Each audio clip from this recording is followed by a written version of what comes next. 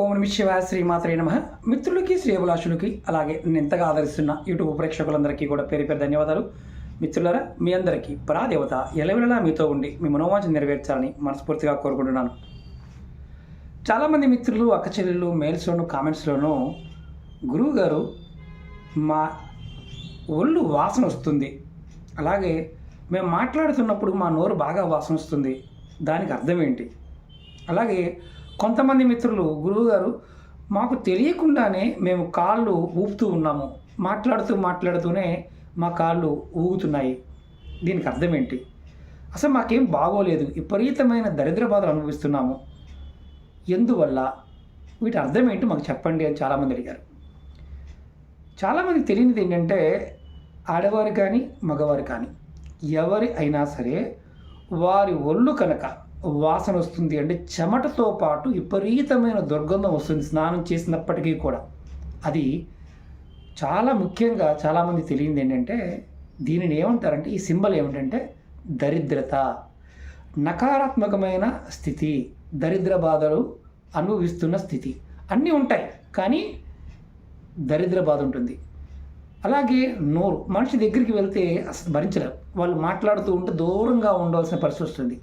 అది ఆరోగ్యపరంగా మనం సైన్స్ పరంగా ఇబ్బంది అని చెప్తాం.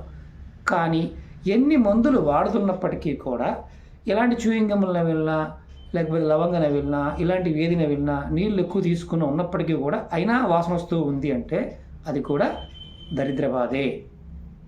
అంటే మీకు తెలియనిది ఏంటంటే, మీ జాతకంలో మీకు దరిద్రత అనేది వెంటాడుతుంది అని అర్థం. డబ్బు ఉన్నవారు కావచ్చు, డబ్బు లేనివారు కావచ్చు, పేదవారు కావచ్చు, ఆడవారు కానీ మగవారు కానీ ఇలాంటి లక్షణం కలిగి వాసన వస్తున్న శరీరం కలుగుతుంది అంటే దీని అర్థం దరిద్ర బాధ. అలాగే వీరికి ఏ పని చేయాలన్న అనుమానం, ఎవరిని నమ్మలేని గుణం కూడా వీరికి ఉంటుంది. అలాగే ముఖ్యంగా కాళ్ళు ఊపటం.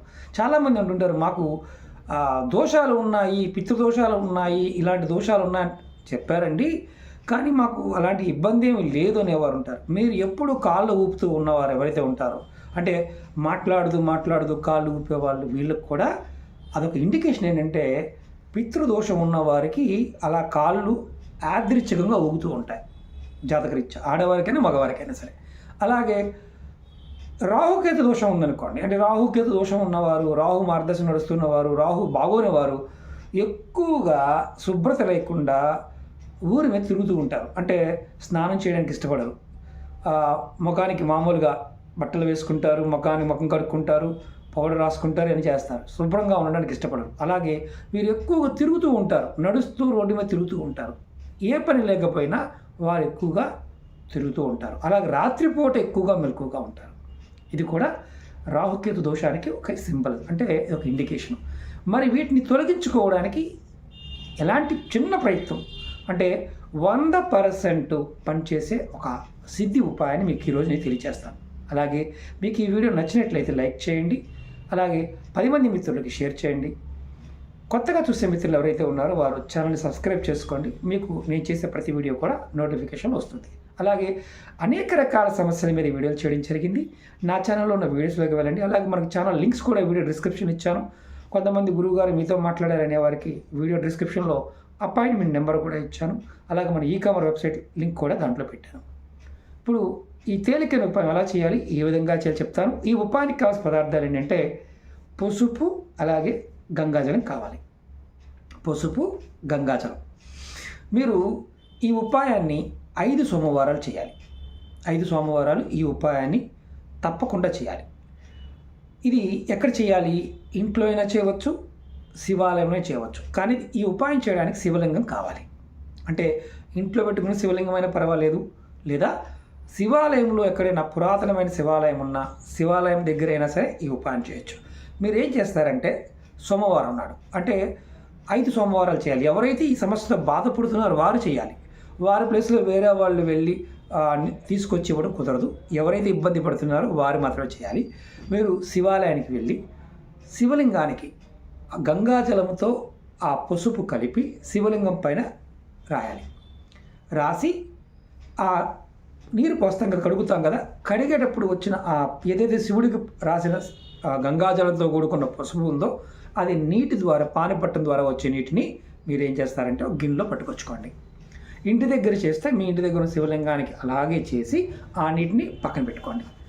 మీరు ఆ నీరు ఇంటికి తెచ్చుకున్న తర్వాత మీరు స్నానం చేసే నీటిలో ఆ నీటిని కలుపుకుని స్నానం చేయండి.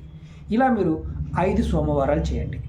ఆడవారికి మధ్యలో నెలసరి వచ్చినప్పుడు ఆ సమయం ఆపేయండి, తర్వాత చేయండి. ఇప్పుడు మరణించి ఉన్నారు గురువుగారు, మా ఇంట్లో పెద్దలు మరణించి ఉన్నారు, మేము గుడికి వెళ్ళకూడదు అనేవారు చేయమాకండి. అలాగే మాకు మాసికం ఉంది, సంవత్సరం మాసికం ఉంది, లేకపోతే మేము చేయకూడదన్నారు పంతులు గారు అంటే చేయమాకండి. ఎవరైతే చేయగలుగుతారో వారు మాత్రమే చేయండి. దీనివల్ల దరిద్ర బాధ తొలగిపోతుంది. అలాగే మీ శరీరం నుంచి వచ్చే దుర్గంధం తగ్గిపోతుంది. నోటి నుంచి వచ్చే దుర్గంధం అంటే 5 సోమవారాలు చేయాలి. ఆడవారు గ్యాప్ వచ్చినప్పుడు మొదలైంది.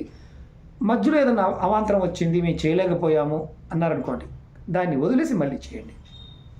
ఎప్పుడు చేసినా కంటిన్యూగా 5 సోమవారాలు చేస్తే త్వరగా ఫలితం ఉంటుంది. ఈ 5 వారాలు చేసారు, ఫలితం రాలేదు, మళ్ళీ 5 వారాలు చేయండి.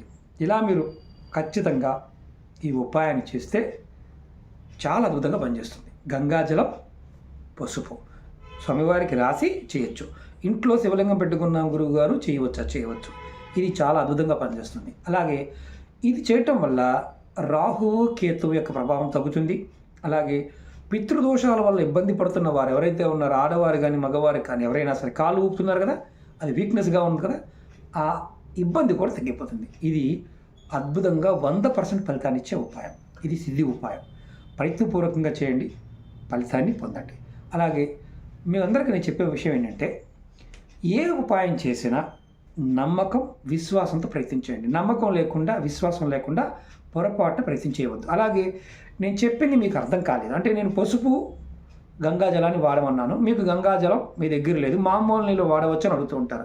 మామూలు నీళ్ళతో వాడకూడదు.